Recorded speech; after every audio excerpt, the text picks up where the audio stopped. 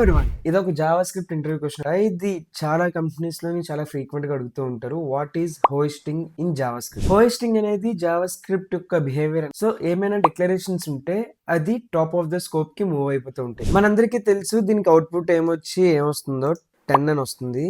అట్లా కాకుండా నేను కన్సోల్ లాగ్ ని ఫస్ట్ పెట్టి అండ్ దాని నెక్స్ట్ వేరియబుల్ డిక్లేర్ చేస్తే ఏటవుతుందో మీరు ఒకసారి గెస్ చేయండి. తెలిస్తే వెంటనే కమెంట్ చేయండి. ఇప్పుడు నేను దీన్ని రన్ చేస్తాను. దీన్ని రన్ చేసిన వెంటనే అన్డిఫైన్డ్ అని వచ్చింది. ఎందుకంటే ఇక్కడ ఏ అనేది హాయిస్ట్ అయిపోయి బిహైండ్ ద సీన్స్ ఇది ఇలా కన్వర్ట్ అయిపోతూ ఉంటుంది అనమాట. Where A equal to undefined and ఏమొచ్చి జస్ట్ ఏ అనేది 10 అని చెప్పేసి వస్తుంది. సో మనకి స్టార్టింగ్ లో అన్డిఫైన్డ్ ఉంది కాబట్టి దీన్ని ఎప్పుడు రన్ చేసినా మనకి అన్డిఫైన్డ్ అనే ప్రింట్ అవుతుంది. అదే మనం లెట్ అండ్ కాన్స్ యూజ్ చేస్తే, ఇప్పుడు రన్ చేద్దాం, దీన్ని రన్ చేస్తే మనకి రిఫరెన్స్ ఎర్రర్ అని వస్తుంది. ఇక్కడ ఏమవుతుందంటే ఈ వాల్యూస్ అనేవి హోస్ట్ అవుతున్నాయి బట్ ఇనిషియలైజ్ అవ్వట్లేదు. సో ఈ హోస్టింగ్ అనేది ఇలాగా వేరియబుల్స్ డిక్లరేషన్స్ కే కాదు, మన ఫంక్షన్స్ కూడా యూజ్ చేసుకోవచ్చు.